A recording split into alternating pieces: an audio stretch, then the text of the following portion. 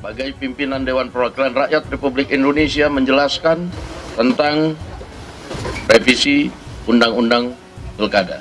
Bahwa pada hari ini tanggal 22 Agustus, hari Kamis, pada jam 10.00,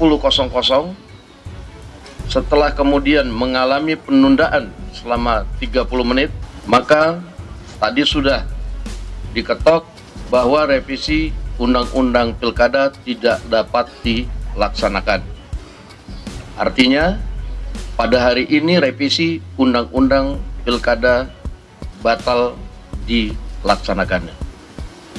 Nah, oleh karena itu, sesuai dengan mekanisme yang berlaku, apabila mau ada paripurna lagi harus mengikuti tahapan-tahapan yang diatur sesuai dengan tata tertib di DPR.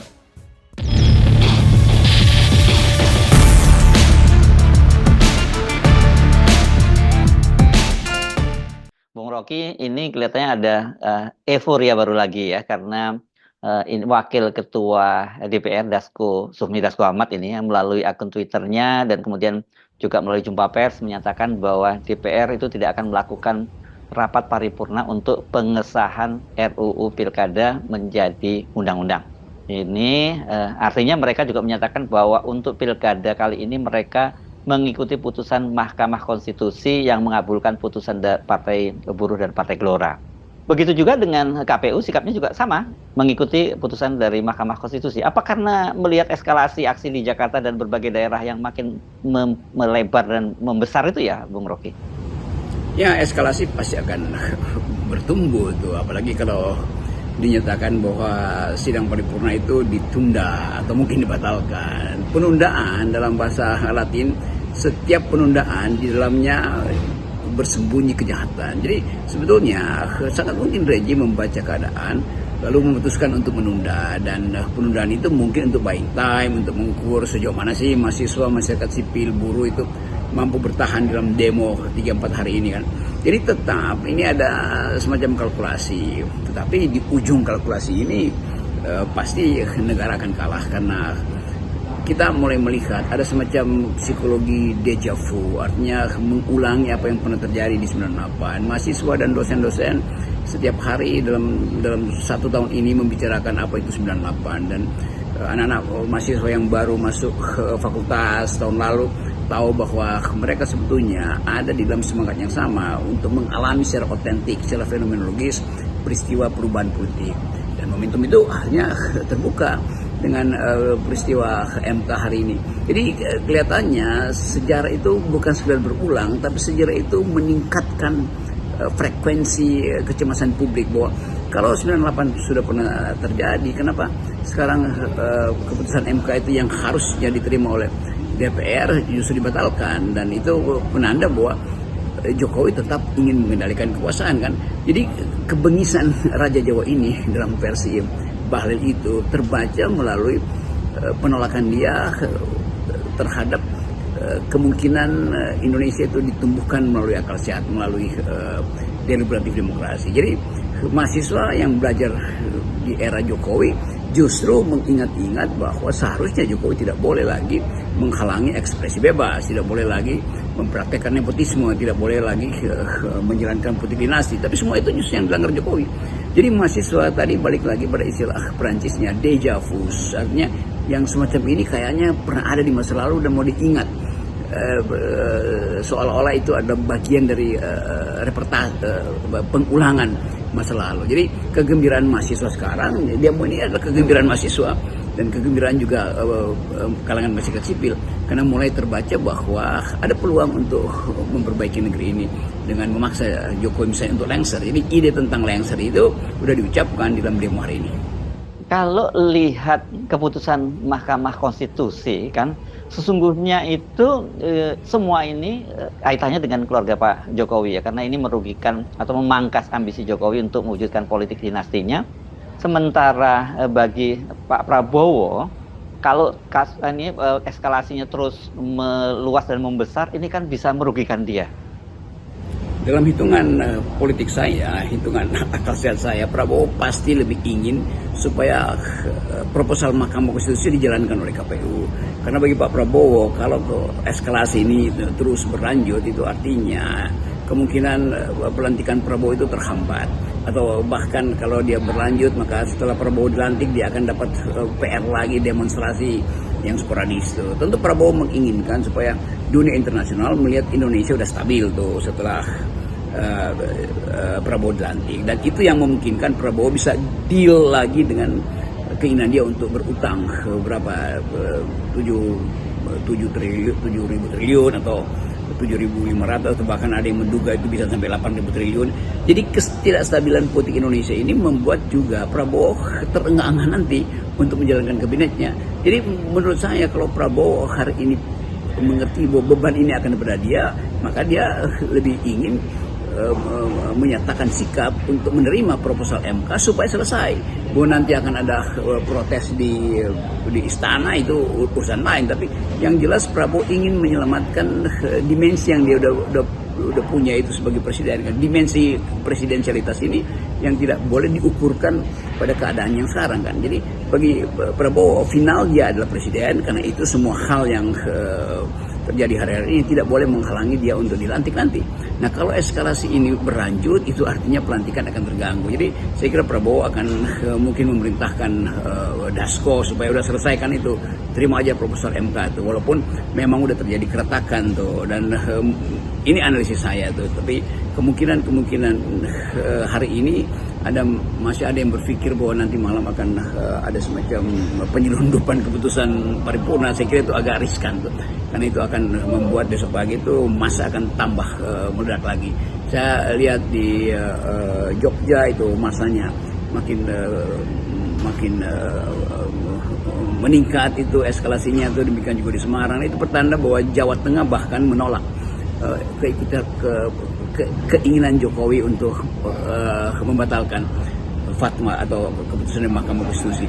Jadi ada kesempatan bagi masyarakat sipil untuk melihat peluang bahwa apa yang dimungkinkan oleh sejarah tidak boleh dihalangi lagi oleh ambisi Pak Jokowi.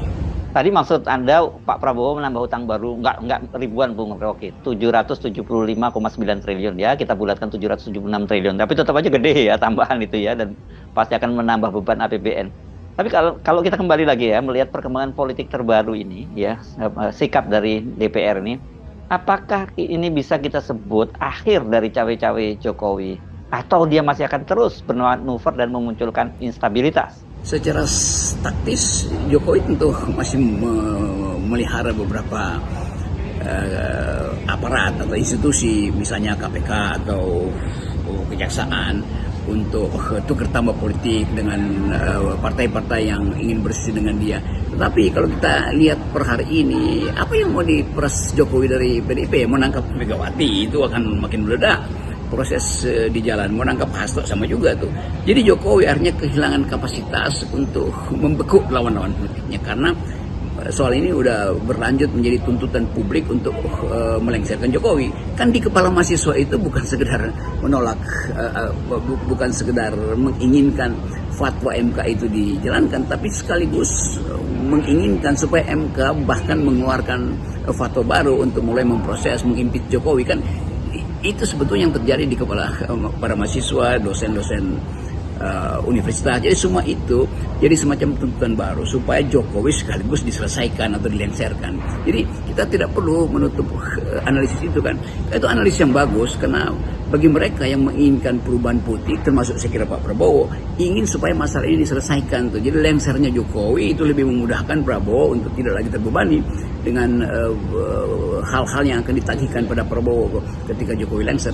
Kan dendam itu tetap ada. Jadi Prabowo akan diganggu oleh hantu politik selama 9 tahun ini, yaitu Jokowinomics, Jokowi politik. Dan bagi Prabowo itu akan melelahkan kalau dia masih harus berhubungan dengan isu-isu hari-hari ini kan. Jadi Prabowo ingin ini clean dan clear supaya ketika dia dilantik nanti tidak ada lagi beban atau excess baggage yang harus dia panggul, yang merupakan sampah politik dari rejim sebelumnya, yaitu sampah Pak Jokowi.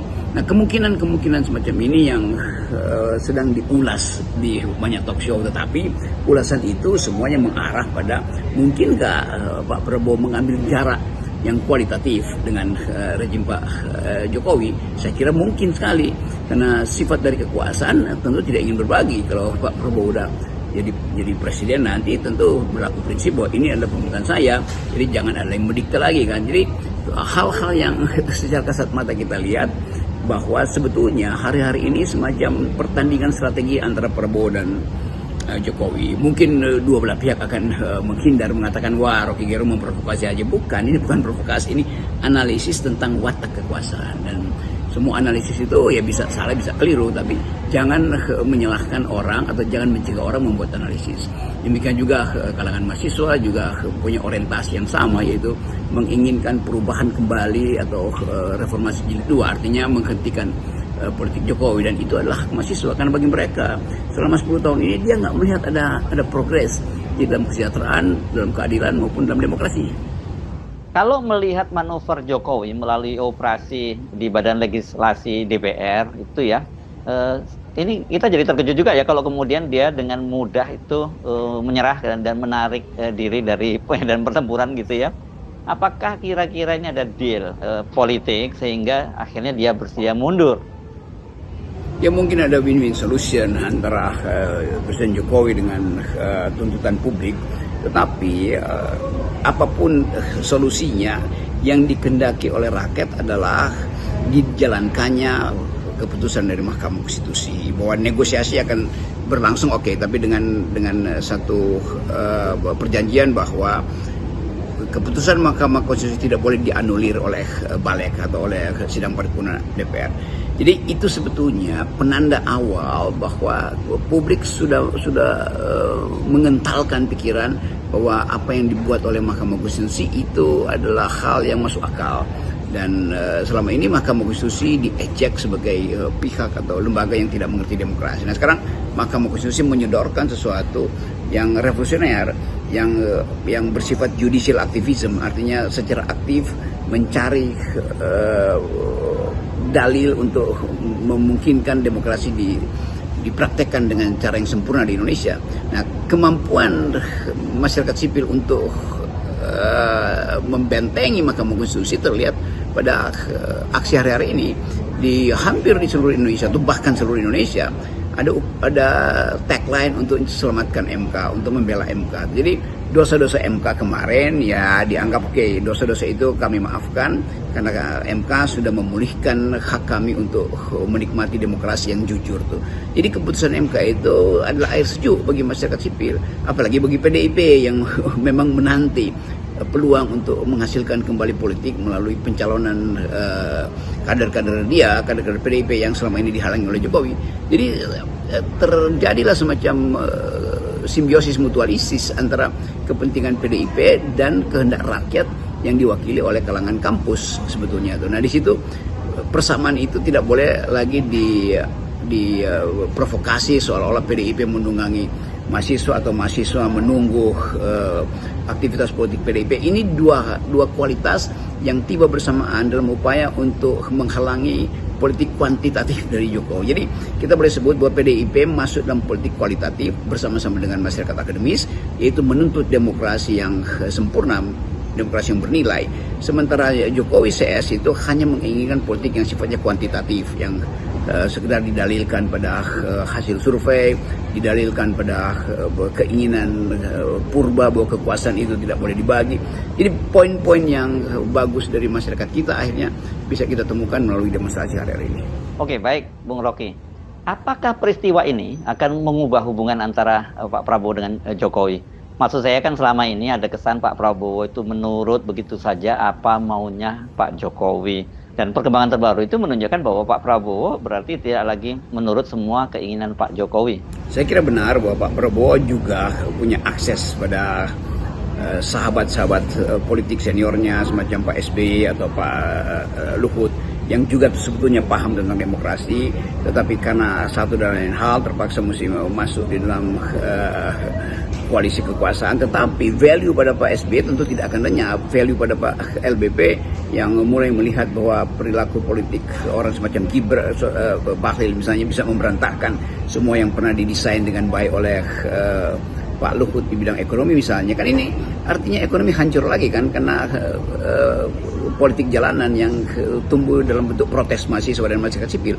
Jadi kelihatannya Prabowo juga akan kembali meminta nasihat pada senior-senior dia, terutama SBY dan LBP sebetulnya. Nah, ini satu bab baru di dalam politik Indonesia, yaitu kembalinya penilaian publik melalui apa yang akan diucapkan oleh Pak Prabowo. Jadi kalau Pak Prabowo mengucapkan kalimat malam ini, maka mesti dianggap itu semacam wisdom yang dihasilkan oleh diskusi panjang dengan senior-senior di kalangan purnawirawan. Saya kira itu inti kalau kita mulai memprediksi apa yang akan diucapkan oleh Pak Prabowo malam ini.